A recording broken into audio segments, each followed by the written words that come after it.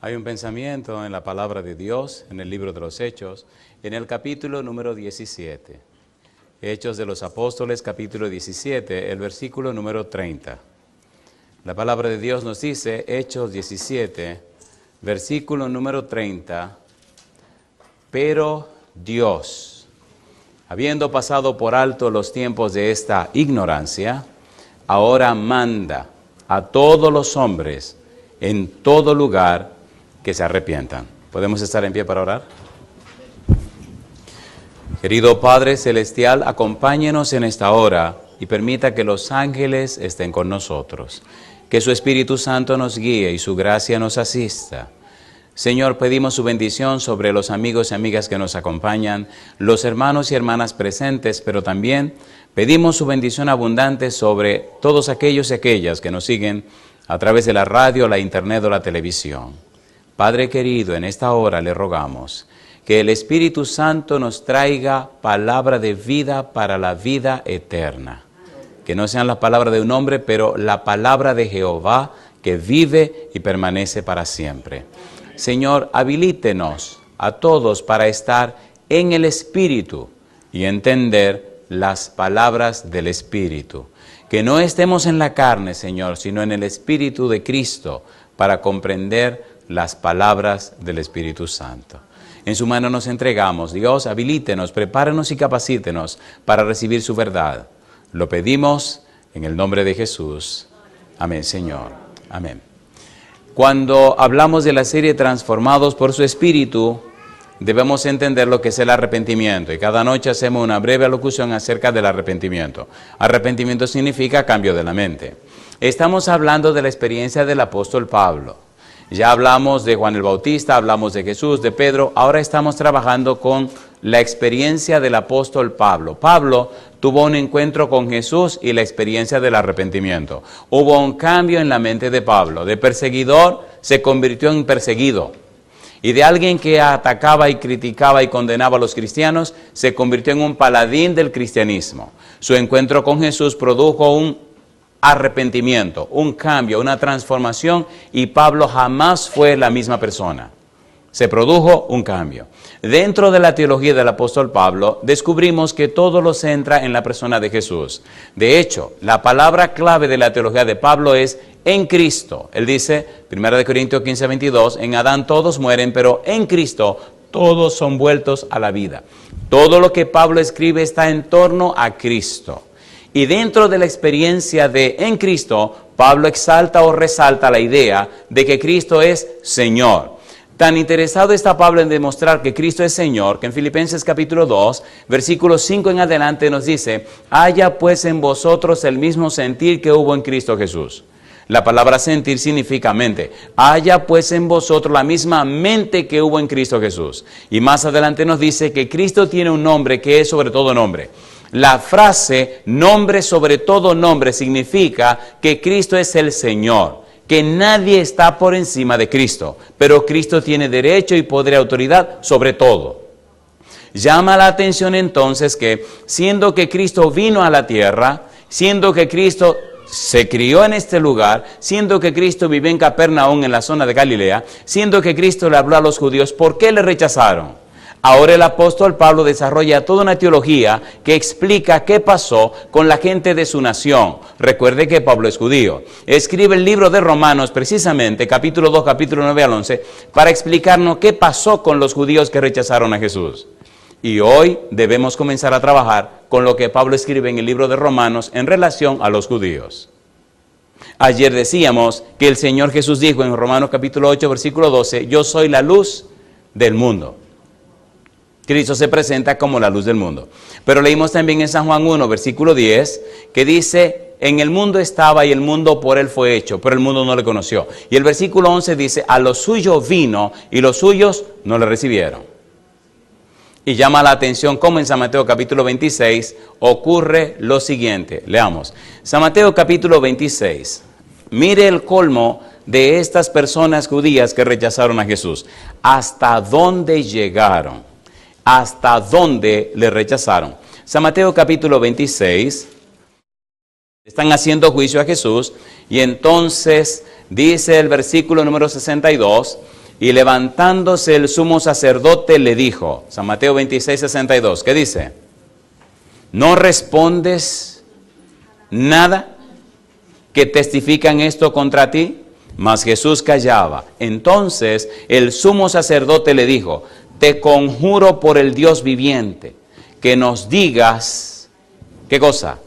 Si eres tú el Cristo, el Hijo de Dios.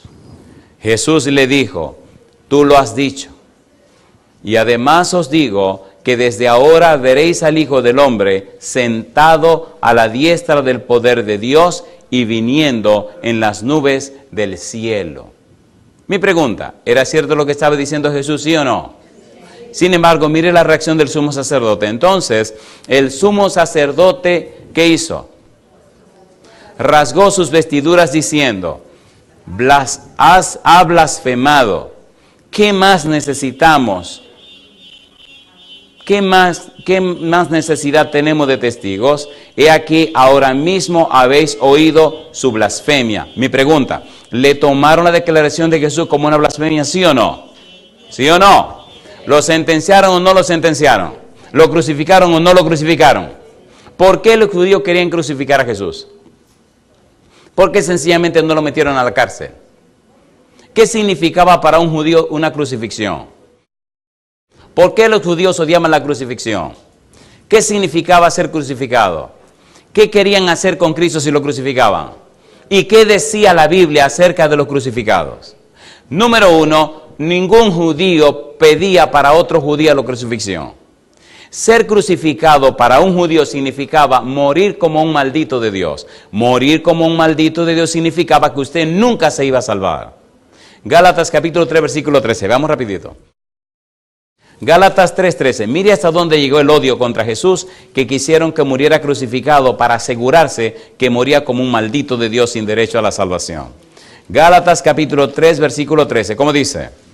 Cristo nos redimió de la maldición de la ley, hecho por nosotros, ¿cómo dice? Hecho por nosotros maldición, porque está escrito, maldito todo el que es colgado en un madero. ¿De dónde sacó Pablo esto? Deuteronomio capítulo 21, versículo 23. ¿Qué cosa era una persona muerta en una cruz? Un maldito. ¿Maldito de quién? Maldito de Dios. Ahora quieren que Cristo muera como un maldito de Dios. El plan judío era que muera y que jamás se pueda salvar. ¿Había odio en el corazón de esa gente? A ver, ¿sí o no? Entonces, en el libro de Romanos, Pablo comienza a explicarnos, es tan interesante que entendamos eso, qué pasó con ellos, qué estaba pasando con ellos. Y el libro de Romanos nos presenta una maravillosa interpretación, una maravillosa explicación de lo que es la salvación en Cristo Jesús. Pablo comienza desde el capítulo 1 hasta el capítulo 16 a desglosar todo lo que pasa con la salvación y a mostrarnos en el capítulo 2, capítulo 9 al 11, qué ocurrió con los judíos que rechazaron a Jesús. ¿Por qué lo rechazaron? ¿Cuál era la situación o la ventaja que ellos tenían? ¿Y qué fue lo que en realidad ocurrió al no aceptar a Cristo Jesús? Recuerde que Pablo era judío, recuerde que Pedro era judío, recuerde que Andrés era judío, recuerde que Juan era judío, recuerde que todos los discípulos eran judíos, ¿sí o no? De modo que si entendemos eso, comprenderemos la situación suya y la mía. Pero Pablo no solo nos habla de los judíos, primero nos habla de los gentiles en el libro de Romanos. Romanos es una explicación sistemática de lo que es la salvación. Es un maravilloso libro, es una maravilla de libro. Abreviemos todo el libro en una frase como esta. Romanos es la explicación y manifestación de la justicia de Dios. ¿De qué cosa? La justicia de Dios. ¿Vino Cristo del cielo a la tierra a salvar a los pecadores? ¿Sí o no? ¿Era el propósito de Cristo salvar a todos? ¿Sí o no? Sin embargo, mire lo que ocurrió. Vamos a Romanos capítulo 1 primero. Vamos rapidito. Romanos capítulo número 1. Versículo 21. El apóstol Pablo comienza su libro y nos presenta 5 partes que ya hemos visto. Número 1, lo que es la condenación. Número 2, lo que es la justificación. Número 3, lo que es la seguridad o certeza de la salvación. Número 4, lo que es la misericordia de Dios. Y número 5, lo que es la vida práctica. Ponga cuidado. El libro dice, todos los seres humanos, todos están bajo condenación. Gentiles y judíos. Capítulo 1 y 2. Número 3, capítulo 3, 4 y 5, Pablo nos dice, somos justificados, declarados justos, perdonados en Cristo Jesús. Número 3, el apóstol nos dice, la certeza, la seguridad, Romanos capítulo 6, 7 y 8, de la salvación. En el libro de Romanos capítulo 5, versículo 1 dice, ¿qué cosa? Justificados pues, por la fe tenemos paz para con Dios por medio de nuestro Señor Jesucristo. En Romanos 8:1 dice, ninguna condenación hay para los que están en Cristo Jesús, los que no andan conforme a la carne, sino conforme al Espíritu. De manera que los que están en Cristo tienen la certeza, la seguridad, la garantía de la salvación. La salvación está asegurada en Cristo Jesús. ¿Sí o no? Entonces, en los capítulos 9, 11 y 12, Pablo abre un paréntesis para explicar qué pasó con los judíos. Por eso se habla de la misericordia y nos vamos a tomar la semana trabajando con eso y entendiendo qué pasó. Porque si entendemos qué pasó con los judíos que rechazaron a Jesús, comprenderemos qué pasará con usted si rechaza a Jesús. ¿Se entiende o no se entiende? A ver si mamá decía, cuando usted vea la barba del vecino ardiendo, ponga la suya en remojo. ¿Se entiende o no se entiende? Porque es así como ardió la del vecino, puede arder la tuya también. De modo que yo no tengo que aprender si algo quema, yo miro al otro y si el otro se quema, digo, ya yo sé que quema. Yo no tengo que quemarme también. ¿Se entiende o no se entiende? Y número 5, el apóstol Pablo presenta Romanos capítulo 12, versículo 1 en adelante, hasta el capítulo 15, final del capítulo 15, lo que es la vida práctica. Si es verdad que entendiste que todos están condenados, si es verdad que aceptaste el perdón en Cristo Jesús, si es verdad que recibiste la certeza de la salvación, si es verdad que entendiste la misericordia, entonces tu vida práctica tiene que reflejar la santidad de Dios. Tiene que ser un cristiano sincero y consagrado. Tiene que ser una persona que ha nacido de nuevo, una persona convertida, una persona arrepentida. ¿Se entiende o no se entiende? Seguro que se entiende. Entonces veamos qué pasa en el capítulo 1. En Romanos capítulo 1, Pablo nos habla de los gentiles. Versículo 21. En el versículo 21, Pablo nos dice que los gentiles decidieron no darle gloria a Dios, no glorificar a Dios. Glorificar a Dios significa mostrar los perfiles, las características, la belleza de su carácter. Darle gloria a Dios significa reflejar en la vida personal la belleza de la santidad del carácter de Dios. Romanos 3:23 dice, por cuanto todos pecaron están destituidos de la gloria de Dios. ¿Sí o no? Si usted está destituido de la gloria de Dios, es por el problema del pecado. Pero antes del pecado, los seres humanos estaban instituidos en la gloria de Dios. Sus vidas reflejaban la gloria de Dios. ¿Se entiende o no se entiende? ¿Se entiende o no se entiende? Entonces los gentiles decidieron no hacer nada con Dios, no darle gloria a Dios. Mira lo que dice el versículo 21. Romanos 1:21. ¿Cómo dice que hicieron los gentiles? ¿Qué decisión tomaron? Dice el versículo 21, pues habiendo conocido a Dios, ¿qué dice? No le glorificaron como a Dios, ni le dieron gracias, sino que se envanecieron en sus razonamientos y su necio corazón fue, ¿qué cosa? Entenebrecido. La palabra corazón, cardías, que aparece ahí es la mente. Y su mente fue llena de ¿qué? De oscuridad. Fue llena de tinieblas. Y entonces cayeron en diversas cosas. A idolatría, adoración falsa, pecados manifiestos en su vida, la muerte y una vida práctica completamente separada de Dios. Pero aparece una frase clave y aparece 3 veces. Aparece en el versículo 24, en el versículo 24, en el 26 y en el 28. Ponga cuidado. Recuerde que Pablo nos está introduciendo en el libro de Romanos la idea clara de que tanto los gentiles como los judíos están bajo condenación. Versículo 24, ¿cómo dice el verso 24? Esa gente que decidió no darle gloria a Dios, versículo 24, por lo cual también Dios los entregó a la inmundicia en la concupiscencia de sus corazones, de modo que deshonraron entre sí sus propios cuerpos. La frase que nos interesa es, Dios los entregó. Versículo 26, por esto Dios los entregó a pasiones vergonzosas, pues aún sus mujeres cambiaron el uso natural porque es contra naturaleza. Dios los entregó. Versículo 28. Y como ellos, ¿qué cosa?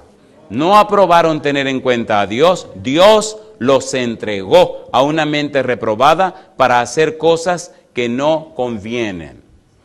Cuando usted lee esto en el idioma original, el verbo que aparece como entregó, la traducción sería abandonó. Y veámoslo en esta idea. Dios no toma al malo y se lo entrega al malo. No, Dios no necesita destruir al malo. El malo se destruye solo. ¿Sí o no? Ustedes recuerdan, veamos una demostración bíblica de esto. Los antediluvianos, dice la Biblia, y vio Dios que el corazón de ellos era de continuo al mal. Y dijo Dios, no contenderá mi espíritu con el hombre para siempre, sino que serán sus días 120 años. Génesis 6:3. ¿Lo dijo o no lo dijo? ¿Le dio Dios 120 años a los antediluvianos, sí o no? ¿Sí o no? ¿Le predicó Noé? ¿Insistió el espíritu en que se arrepintieran?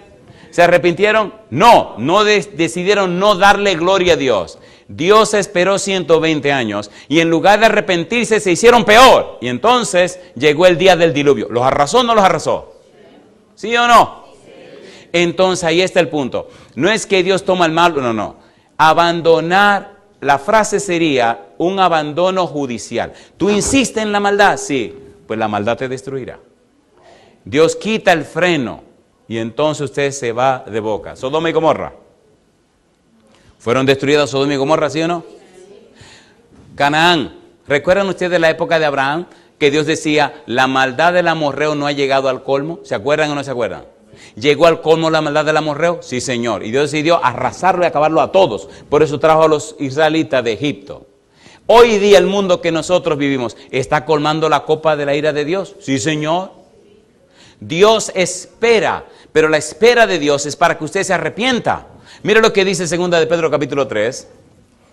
Quiere el cielo que podamos entender esto, porque lo que está en juego, queridos, es la salvación y la vida eterna. No porque sea un juego, está segura y garantizada en Cristo, sino porque usted tiene que tomar una decisión. 2 de Pedro capítulo 3 versículo 9. ¿Cómo dice el verso 9? El Señor no retarda su promesa, según algunos la tienen por tardanza, sino que es paciente para con nosotros, no queriendo que ninguno perezca, sino que todos procedan ¿a qué? Al arrepentimiento. ¿Cuántos años esperó con Noé? 120. Sodoma y Gomorra, ¿quién sabe cuántos años les dio? Canaán, desde Abraham. Y hoy en día en el mundo, ¿ha esperado o no ha esperado Dios? ¿Ha esperado o no ha esperado? ¿Y cuánto no ha esperado por usted? Conocí un hombre que a los 20 años le dijo a Dios, yo me voy a la vagabundería. Si alguna vez usted quiere que yo regrese, traiga a esta isla de Guadalupe un predicador que sea dominicano y que hable español. Pasaron 60 años. 61 años pasó. A los 61 años apareció un predicador dominicano y predicando en español y un negrito también como el tipo aquel. El tipo se llama Antonio y el negro era yo. Así que entonces comenzamos a presentarle el evangelio. 29 noches duró esa campaña, pastor. Y recuerdo cuando este morenito llegó, a la segunda semana llegó y estuvo todas las noches. Al final de esa segunda semana había un bautismo. La campaña era 29 noches, todas las noches sin fallar una noche. Y cuando estamos bautizando a la gente, el negrito se me acerca y en un español perfecto, ahí nadie habla español, todo el mundo habla francés. Se me acerca y me dice, si yo me meto, tú me bautizas. Y yo veo al negrito, estamos bautizando a la gente aquí, y veo al negrito y digo, yo no lo conozco. Digo, bueno, tengo que hablar con el pastor. El bautisterio era un bautisterio móvil y estaba en el patio de la iglesia. Y estaba todo lleno de gente y la gente emocionada, porque no se bautiza la gente, pastor. Y estaba todo el mundo emocionado. Y voy y me le acerco al pastor y le digo, oiga, el negrito aquel dice que si lo meto, que si se mete, que si lo bautizo. Y me dice el pastor, ¿cuál negrito? Porque el pastor es negrito también, todo el mundo es negro ahí. Me dice el pastor. Le digo yo, aquel. Y cuando él ve quién es, me dice, métalo, corre, métalo. Digo, pero un momento, ¿cómo que lo meto? Métalo. Digo, pastor, métalo. Ese era el papá de la directora misionera. El papá de 2 o 3 ancianos de la iglesia. Tenía los nietos. Ese era el papá de la iglesia entera. 60 años. Toda su familia en la iglesia y él en la vagabundería. Y lo bautizamos. Entonces después le pregunté por qué la vida de los evangelistas es curiosear también. Y venga acá, ¿qué pasó? Y me explicó. Ahora, ¿fue sabio esperarse 61 años? No. 61 años tirado a la basura por andar en la vagabundería. Déjese de eso. La vida se vive para la gloria de Dios. Yo creo que nos estamos entendiendo, ¿verdad que sí? ¿Seguro que nos estamos entendiendo? El apóstol Pablo nos quiere hacer entender el valor de entender y comprender a Dios. Cuando dice Dios los entregó, significa Dios los abandonó a su propia suerte. El pueblo de Israel insistió o no insistió en ser infiel, ¿sí o no? Al final, ¿qué hizo Dios? Déjenlo. Y usted ponga cuidado, porque usted no va a relajar a Dios. Me gusta lo que dice Gálatas. Oiga, ¿puedo decir un versículo que le duela? Sí, porque los versículos, a mí me gustan los versículos que lo cortan. Si usted no sale sangrando de aquí, usted se va como que no ha pasado nada, pero si usted se va sangrando, compadre, usted sí sabe lo que pasó. ¿Qué? ¿Quieren el versículo o no lo quieren? Dice en el libro de Gálatas, en el capítulo 6, versículos 7 y 8, dice, no os engañéis, Dios no puede ser burlado, porque todo lo que el hombre sembrare, eso también segará. Porque el que siembra para la carne, de la carne segará corrupción, pero el que siembra para el espíritu, del espíritu segará ¿qué cosa? Vida eterna. ¿Usted está sembrando para qué? Asegúrese que usted está sembrando para vida eterna. Por eso en el capítulo 1 de Romanos, Pablo dice que Dios los entregó. Dios los abandonó a su propia suerte. Decidieron rechazar la luz, decidieron rechazar a Dios, entonces pagaron las consecuencias. Cristo dijo, yo soy ¿qué cosa? La luz del mundo. Si usted no tiene a Cristo, no tiene la luz. ¿Qué pasa con la gente que rechaza a Cristo? Vamos a entrar ahora en algo que es un poco doloroso, pero es imprescindible. Hay medicinas que duelen, pero son necesarias. ¿Están listos? ¿Qué dice Juan 3:16? Porque de tal manera amó Dios, ¿a quién? Al mundo, que ha dado a su Hijo unigénito, para que todo aquel que en él cree no se pierda, mas tenga vida eterna. Ahora escuche las palabras de Jesús, Juan 3:17. Vamos rapidito, Juan 3:17. Y esto nos servirá como un pequeño examen. ¿Cómo es la vida suya? ¿Cuál es su relación con Dios? Juan 3:17. ¿Cómo dice el verso 17? ¿Qué dijo el Señor Jesús? Porque no envió Dios a su Hijo al mundo para condenar al mundo, sino para que el mundo sea salvo por él. Y sigue diciendo Jesús, el que en él cree, ¿qué dice? No es condenado, pero el que no cree ya ha sido condenado porque no ha creído en el nombre del unigénito Hijo de Dios. Y esta es la condenación. ¿Qué dice ahora? Que la luz vino al mundo y los hombres amaron más las tinieblas que la luz, porque sus obras eran malas. ¿Quién es esa luz? Jesús. Si usted no tiene a Jesús, si usted no acepta a Jesús, si usted no se entrega a Jesús, entonces amó más las tinieblas que la luz, ¿sí o no? ¿Sí o no? Pero mire lo que ocurre ahora, versículo 19.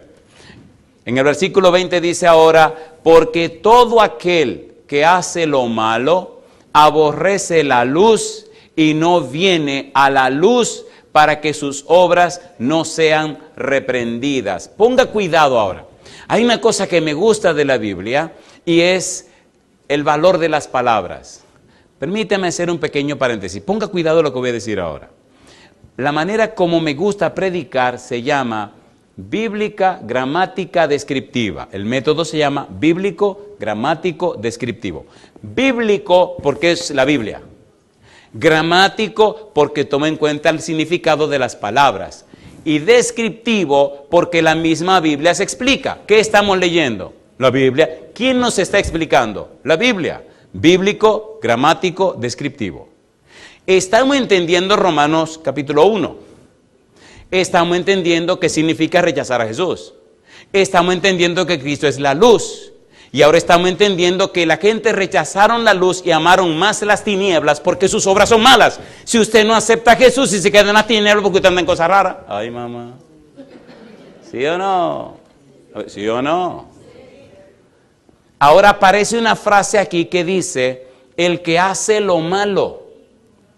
Y si lee el versículo 21 dice, el que practica la verdad, trabajemos primero con la frase, el que hace lo malo. Una pregunta, ¿nos estamos entendiendo, verdad que sí?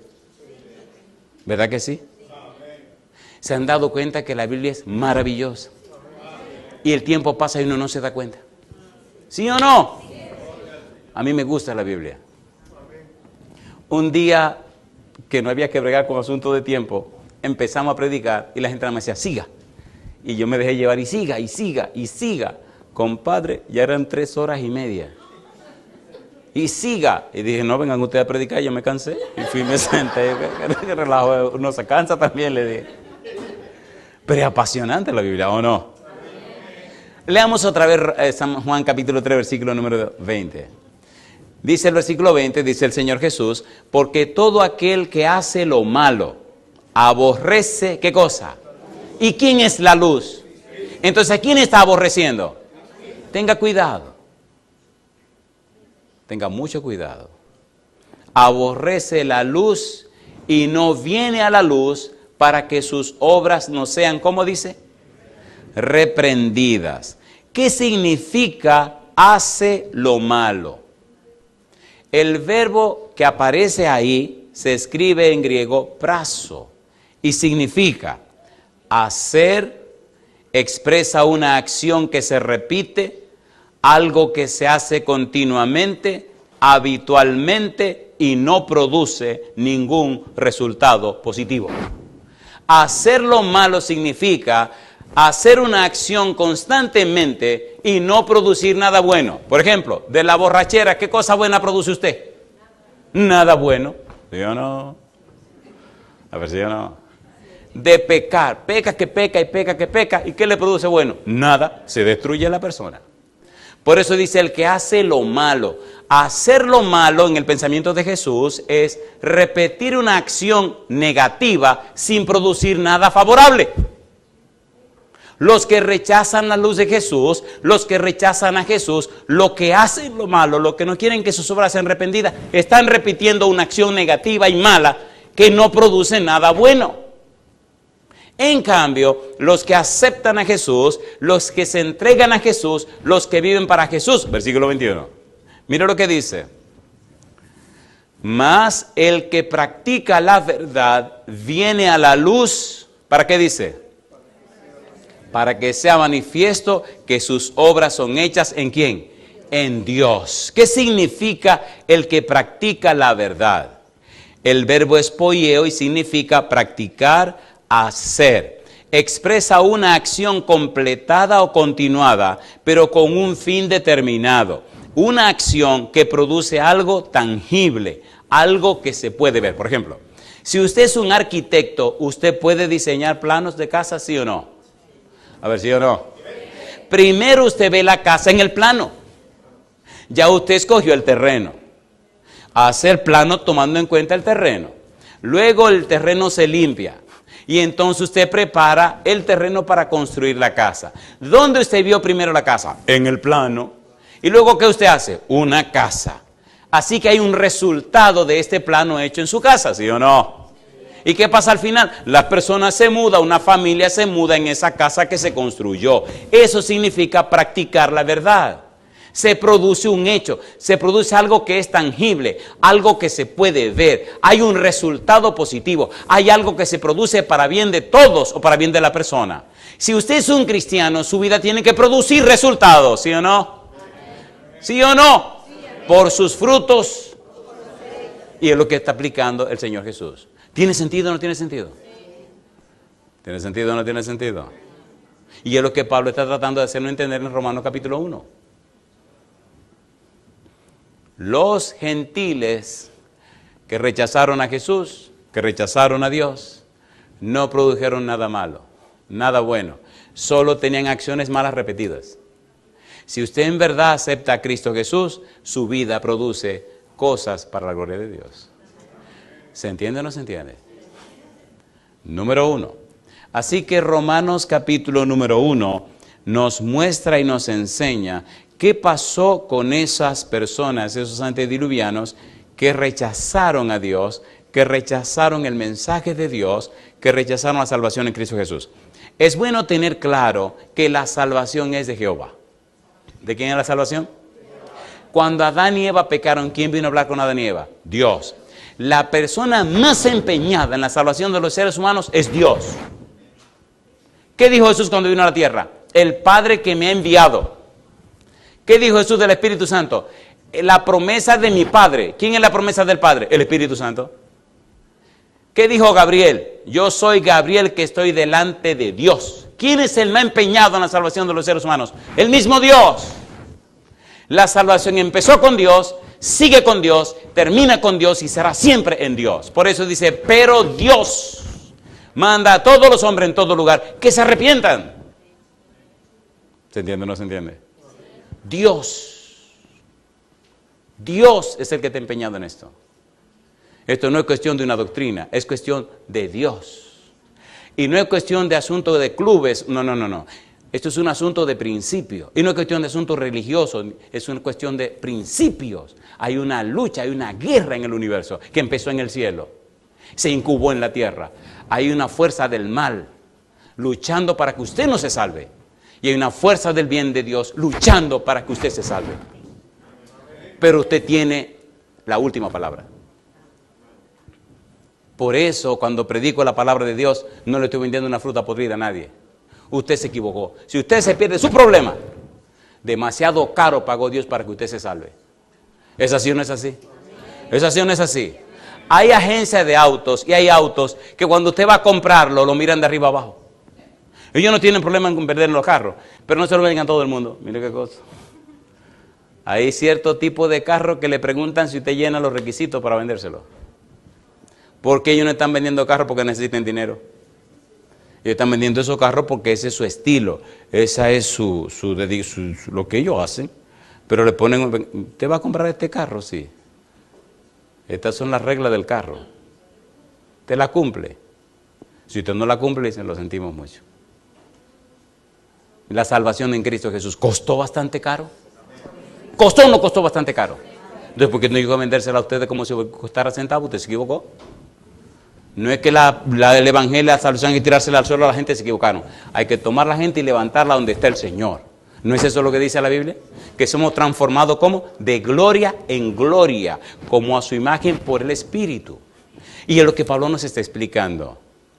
Romanos 1, vimos un resumen. Ahora vamos a Romanos, capítulo 2. Bueno, como a la gente le gusta mucho el espíritu del chisme, vamos a leer un versículo más. San Mateo, capítulo 17, versículo 4.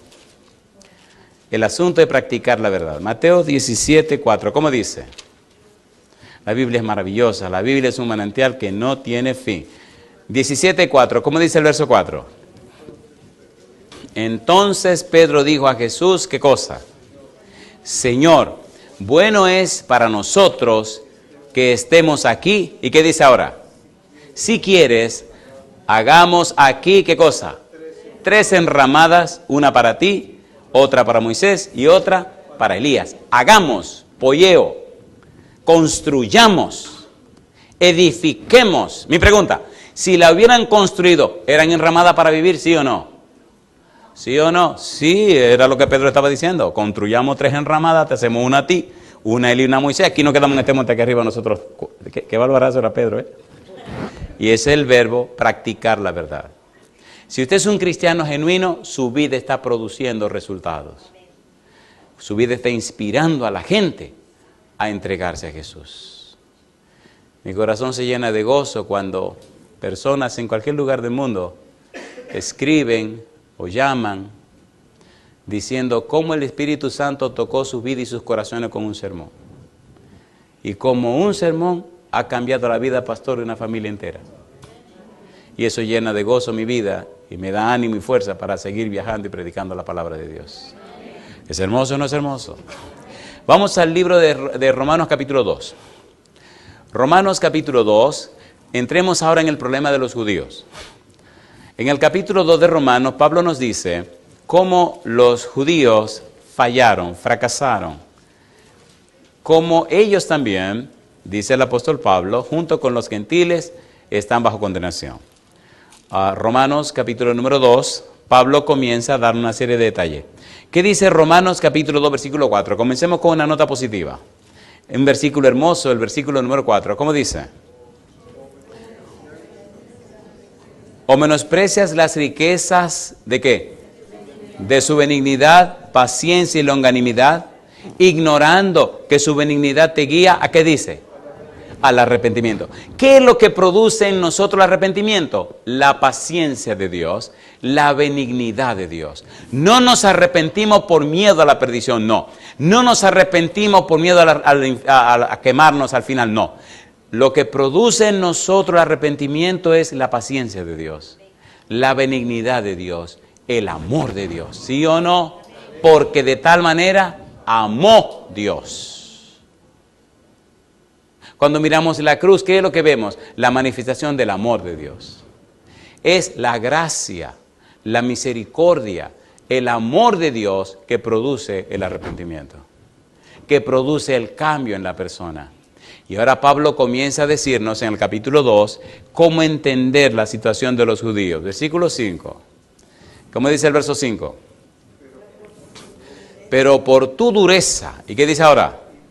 Y por tu corazón no arrepentido, atesoras para ti mismo ira para el día de la ira y de la revelación del justo juicio de Dios, el cual, ¿qué dice ahora?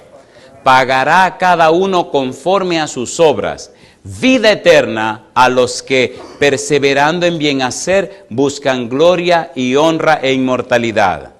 Pero ira y enojo a los que, ¿qué dice ahora?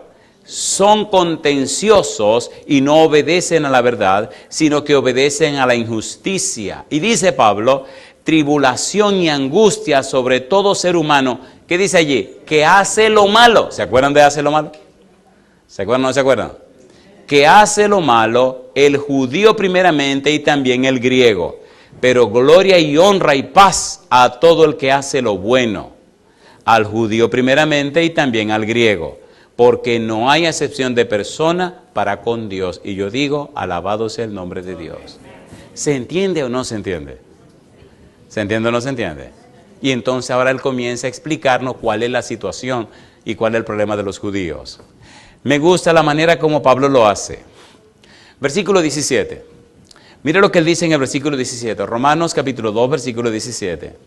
He aquí, dice Pablo, tú tienes el sobrenombre de judío y te apoyas en la ley. ¿Y qué cosa dice ahora? Te glorías en Dios y conoces, ¿qué cosa? Su voluntad e instruido por la ley apruebas lo mejor. Y confías en que eres guía de los ciegos, luz de los que están en tinieblas, instructor de los indoctos, maestro de niños, que tienes en la ley la forma de la ciencia y de la verdad. Tú, pues, que enseñas a otro, ¿no te enseñas a ti mismo? Tú que predicas, no se ha de hurtar, hurtas. Tú que dices que no se ha de adulterar, adultera. Tú que abominas de los ídolos, cometes sacrilegio. Tú que te jactas de la ley, con frustración de la ley deshonras a Dios, infracción de la ley deshonras a Dios, porque como está escrito, el nombre de Dios es blasfemado entre los gentiles por causa de vosotros. ¿Qué está haciendo Pablo? Está diciendo, ustedes que dicen que son depositarios de la ley, ¿la están infringiendo? Ustedes que dicen cuáles son las cosas que no se deben hacer, ¿la están haciendo ustedes también? Le está hablando a los judíos. Está usando el estilo de la diatriba para poner las cosas en perspectiva. Ya en el capítulo 1 acabó con los gentiles. Ahora está remetiéndole a los judíos en el capítulo 2. 1 gentiles, 2 judíos. Está presentando qué fue lo que ustedes hicieron al rechazar a Cristo Jesús. Y cuál es la situación en la que ustedes están. ¿A quién se refiere? A los judíos. Y mira lo que dice el versículo número 28. Pero no es judío el que lo es exteriormente, ni es la circuncisión la que se hace exteriormente en la carne, sino que es judío, ¿qué dice ahora? El que lo es en lo interior. Y la circuncisión es la del corazón en espíritu, no en letra. La alabanza del cual no viene de los hombres, sino ¿de quién?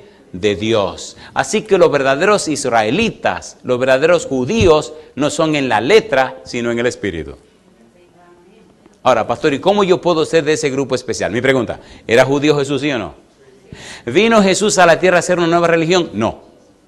Jesús vino fiel al cumplimiento de la palabra de Dios. ¿Por qué nació la iglesia cristiana? Porque el pueblo rechazó a Jesús. ¿Sí o no? ¿Sí o no? Y entonces Cristo viene e instaura lo que Dios envió para instaurarse. Entonces, ¿quiénes son los verdaderos israelitas ahora, descendientes de Abraham? Gálatas capítulo 3, versículo 27 en adelante.